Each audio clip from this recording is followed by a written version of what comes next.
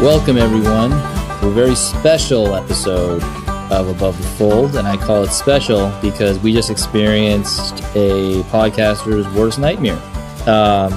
We just recorded, and Jeff found out that none of his audio was put on. We have a big file with 30 minutes of part Jeff talking and, part nothing. I thought it'd be a good idea to kind of get this on. One, we want to see if it works still, but it's kind of raw right now, and I thought it'd be interesting to kind of see how we're feeling and relate this back to when strategies fail. So first of all, Jeff, raw emotion right now. Your 20-second raw emotion about what just happened. We just did a recording. I felt it was good. A lot of Top Gun references, and now we have nothing. Jeff Baker, how do you feel about it? 20 seconds? Yep, go, man. Have you seen the scene in Top Gun where Goose dies? And Maverick is standing in his underwear, staring at the mirror, crying, and then Viper has to come in and console him? Yeah, that's me personified right now. That's how I feel. That was perfect for 20 seconds. It was actually probably 18 seconds, but it was right on the money. Man. I'm sorry. I don't know what happened. I'm assuming, does it look like it's recording now on your computer? Oh, yeah, we're good now, of course. I crashed and burned us there, Mav. Brutal.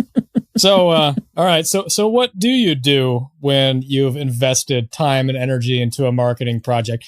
We've invested a little bit of time into this podcast, folks. We do a little bit of prep. We have. Beforehand. We find some decent topics that we think you're going to be interested in. And you go and it's kind of like you go and create a whole bunch of blog posts, and then you publish them on your site and find out they haven't been indexed for the past 6 months. And you're just sitting there feeling like an idiot, having, created gold, and nothing turns out of it. So, what do we do with this now, Francis? I think, and I always go this way. First of all, you got to let the anger in. And I think that's part of why the 20-second download was important, because in order to get beyond it, in order to kind of, start the healing, you got to rage a little bit. You got to be angry. This didn't record. The website wasn't optimized. We just did, 50 something blogs, and you're telling me no index, like it's gone. It's like we did literally nothing for the past, 4 or 5 months. It's awful. I think in my mind, you just think about the wasted time. You think about what could have been. You think about that last the recording that's now lost forever. I thought it was great. Ironically enough, we actually prepped a little bit more for that one. And we didn't fly by the seat of our pants. It was probably even the shortest one we ever did, which was another bit of feedback we got from our, 2 loyal listeners that was important. Your mom and my mom? I think we did. Yeah, basically. No, that's a big assumption. My mom doesn't even know what a podcast is. That's I have to kind of explain that. I can just probably put it on in the car and let her listen to it and pretend it's the radio, and that's probably the best way to do it. But yeah, I think that first thing, step 1, is embrace the anger. All-time marketing fail. This is, as long as we're going to embrace this thing, let's just go whole hog. So I had a major client when I first started at Brafton 6 years ago as an account manager. Huge travel client under NDA, can't say their name. And the very first meeting that I was going to get introduced to them, they were in Japan, and I was obviously out here in America, West Coast. I missed the meeting completely by 15 minutes. I no-showed one of the biggest travel companies in the United States for the very first meeting that I was supposed to have with them. So yeah, that was a pretty good moment. That was a big miss. What else? You got anything comparable to that? I've definitely said the wrong thing to a client. Not in the sense that I, used profanity or, insulted them, but I remember, I can't remember the specifics of this, but I remember the feeling, and the feeling was like, oh crap, I just said something for the last 4 or 5 minutes and completely off base, wasn't even answering the client's question. And the worst part is that, maybe this is the okay part, but the worst part is I did it with such confidence that I felt like I was actually doing something good. And in the end, it was completely opposite. You can make the argument I do that on the podcast too. Confident, blubbery, and I'm not really saying anything. But I remember that feeling, and it's an awful pit to be in. All right. Off the cuff, 20-second download. You, as a brand, have completely screwed the pooch with a client. Is this a good thing or a bad thing? Go. Oh, you know what? I am a forever optimist. I will never say something's completely bad. I will always say something is an opportunity. It's a good way to kind of be genuine, show your humanity, make that connection. And I think there's always a way to kind of take a mistake, a misstep, learn from it, use it to your advantage. But then, yeah, I figured that was going to happen. But that's why I honestly believe that. Like, I don't think I can live in a world where, the one mistake, clouds over everything and there's a dark cloud everywhere. I honestly believe that I will finally, you finally just admit what happened, understand from it, learn from it, and then you're able to kind of move on. And what we just talked about, I mean, those are things that are real life lessons, how I talk to clients, listening to a client, showing up to a meeting on time. I mean, these are things that stick with you forever. Dude, you know what? They've actually done studies before where they measured somebody's client or customer satisfaction with a company or a restaurant, whatever, where there were no mistakes and they had perfect service, no reason to complain whatsoever. And it was actually lower than interactions with companies where they had screwed up and then they somehow fixed it in a way. Yeah. Like, for example, somebody's coming by and they're, you ordered a giant Mai Tai with, what do you like to put in your Mai Tais, Francis? Some pineapple, maybe? Sure. Pineapple, fruit, half a gallon of booze. I don't know. Whatever. I mean, that feels like what a Mai Tai is. It's fruit dressed up with booze, Okay, so somebody comes by and they completely dunk your fruit dressed up with booze down your shirt, your perfectly nice, clean, crisp Hawaiian shirt that you had pressed for taking your wife out that night. And what happens after that? Oh my God, they feel so horrible about it. They come back and they say, we're going to comp you this dinner. They have a genuine apology. Chef comes out. Blue angels fly overhead. They hire a couple elephants to do a show in the background, right? And they make everything all, warm and fuzzy and feel good for you. You feel different about that company. And the statistics show that people actually feel better about companies that screw up and they do a hell of a job to fix it. And it ends up actually building loyalty, probably because they connected on some sort of personal level. I mean, because we're all human and we screw up, and I think, but it's key to kind of, doing that and being able to kind of respond quickly and correctly is also another sort of like interesting thing, because you could also respond very quickly and then respond poorly, and you're just kind of doubling down on the mistake. It's almost as if you honestly have to be genuine. You have to say, "Oh my goodness, I am sorry. This was a mistake. I'm going to do everything I can. I don't know what it is right now, but I'm going to do this, this, and that." And you can't think of it almost as like an opportunity kind of thing, because people will see right through that too. But I agree with you. I think having that, the human mistakes always makes that connection better. It's interestingly enough, even if I don't know I cannot have an example of this, but if I was looking at a restaurant and I looked on their Yelp and I saw only, 5 stars, positive reviews down the line, and let's say there's like 20 of them, my first reaction is, oh, they're writing this themselves, or this is fake. There's no way a restaurant has only 20 reviews, first of all, and they're all 5-star. My cynical soul is going to go into like, these can't be real. And where's the 3-star? Where's the 2-star? Where's that guy or girl who hated something at this place? Not only is your glass half full, but it's half full of Zima.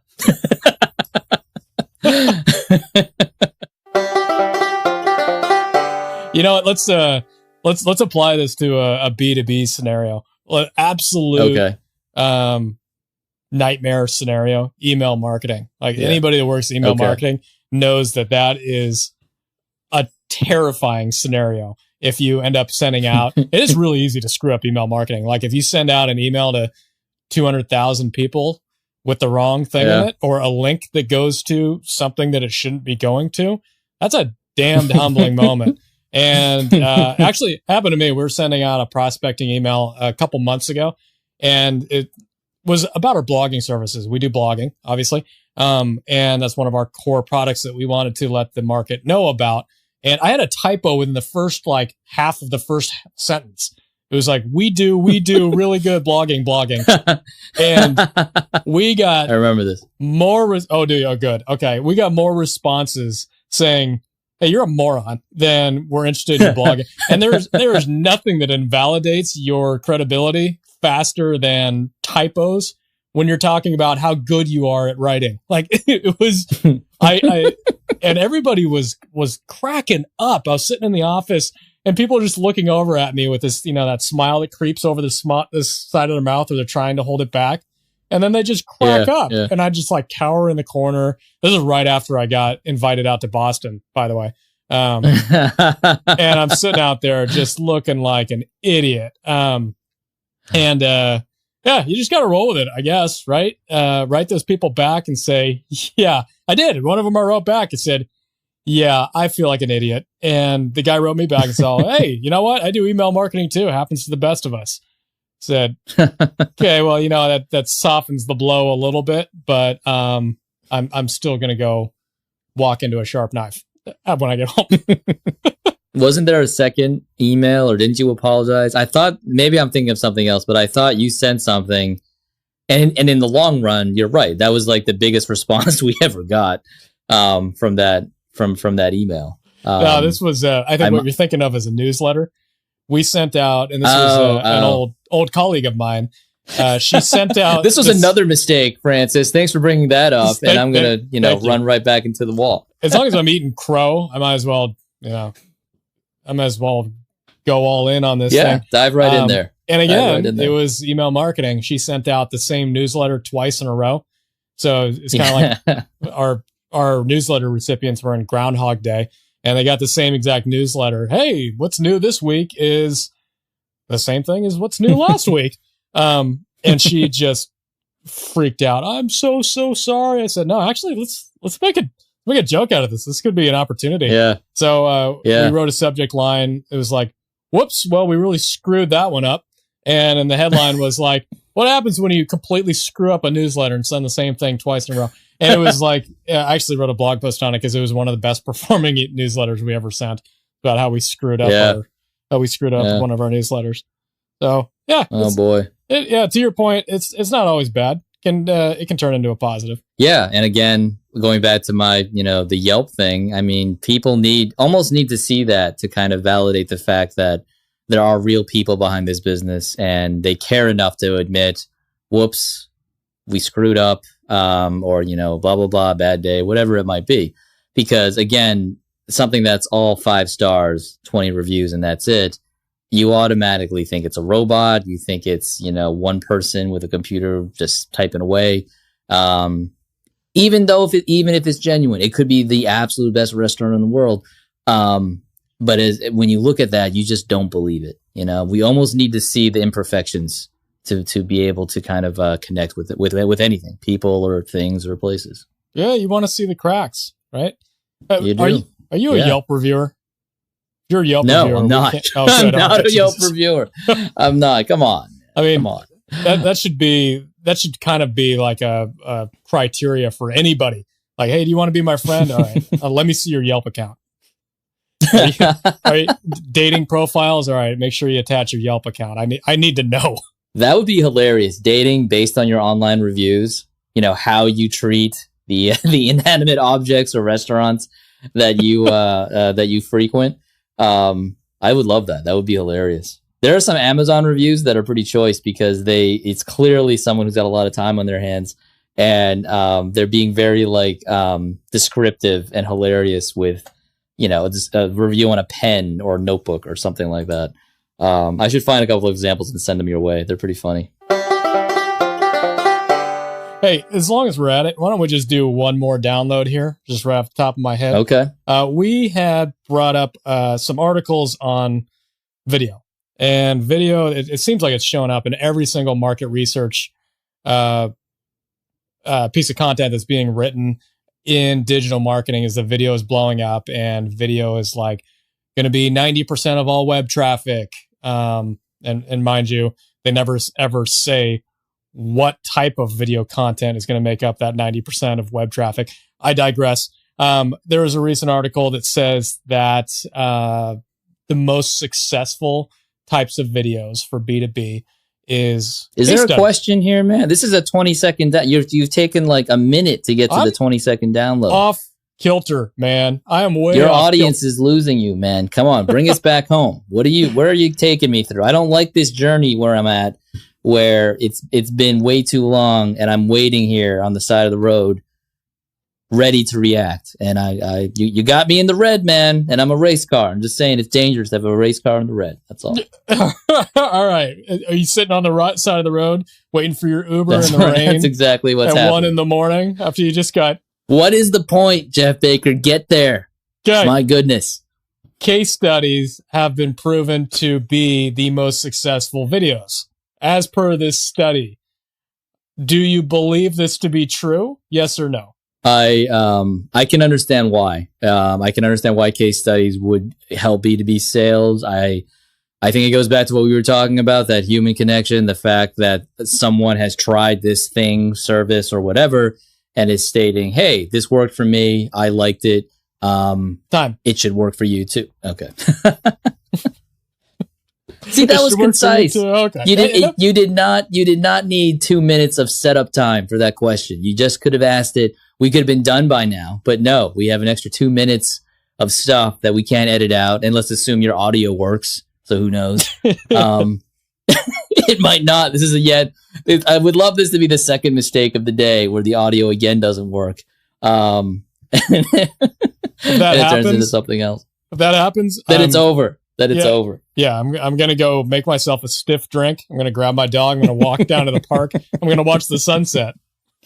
I'm going to listen to but real quick, Tears in Heaven by Eric Clapton. Oh, that's a sad song, man. Fully embrace it. It is a sad song. Okay. I mean, just try to listen to that and Sam McLaughlin's Angel right back to back and just attempt to feel okay about it. It's impossible. No, I just think of puppy dogs shoved in crates and those really horrible. I know. And that's what makes it worse. Yeah, nothing like a good all right, let's talk. All right. All right. So talk to me about that human connection with case studies and why that resonates with you and why that resonates with the clients that you work with. Again, going back to the idea that it's proof that someone has bought this thing or has used it and it has worked for them in a certain way. It goes back to validation, I think. Going back to what I was talking about with the Yelp reviews, it's something that, people, it's proof positive that it's worked for somebody, and I, as a, prospect, should consider. I know you're hearing this twice from me, but I'm going to restate it for the record. I'm not going to argue with the numbers. Like I said, I am a numbers guy, and even our own numbers indicate that people look at case studies before they convert, before they want to talk to a salesperson. They're doing their own shopping online, man. And everybody does their own shopping online. Let's be honest. Most people don't want to get pitched. They don't want to have that. They don't want to talk to a salesperson. They want to do 90% of the work before they even have to run the risk of talking to a salesperson. So I get it. It makes sense.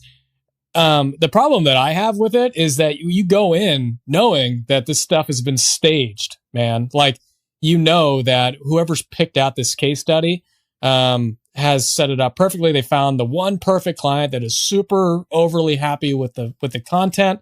And of course, like every company is going to have one or two of those. So I mean, when I say every company, literally every company has a case study. So it's not like a company is going to publish a negative success or an unsuccess story, right? So why do we even put any stock into it when we know that this is just a dressed up, dolled up version of what you want them to see? Because, and I know you're hearing this for the second time, it's about getting that recommendation from something else that isn't, call it quote unquote traditional marketing or salesmanship, whatever it may be. It's someone else. It's a human looking at you. It could be very much someone just talking to, it doesn't have to have great production value. It could be someone making a phone video and just putting it up and, basically saying, hey everyone, this worked for me. I don't know, how or why and whatever, but this was my problem. This thing did this and I feel better. It has made my life easier. That's enough, quite frankly. All right. So even though there's a bit of a, what would you call that? Like a cognitive dissonance where you know things, one thing's going on, but you still convince yourself otherwise. You still need that human connection. You need that, like that proof of concept, social validation thing to move forward.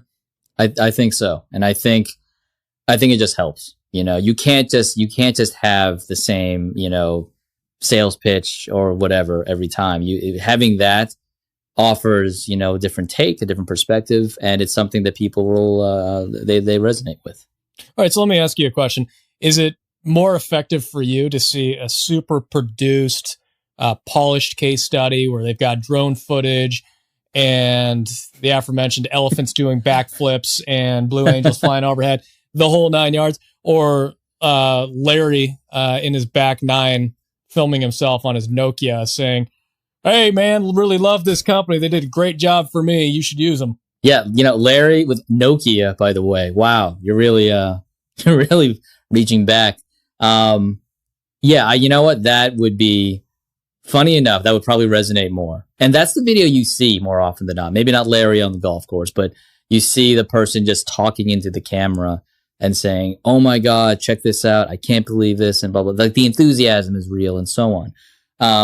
You're right. If you have a case study video and there's a jet fighter thing going through the sky and, Kenny Loggins is blasting, that's not real. That's something else. That's a short film. That's a Michael Bay movie. But I'm realizing this the second time around. Maybe we should do this all the time. Not all case studies are, a case study is still something that's not scripted. Like, granted, you're asking, someone a question and you do want their genuine answer, but it's not like you're telling that person what to say. And, at least the case studies I've seen, you can hear the person talk. You see they're talking with their hands. This answer is theirs because, it's obvious if it's not. It is someone who's real. It's the CEO. It's the marketing manager, whatever. And I think that's a big reason why it does work, because regardless of the production value meaning that it's edited well, the lighting is good, it's staged well, the camera isn't shaking, the audio is there. That was a dig.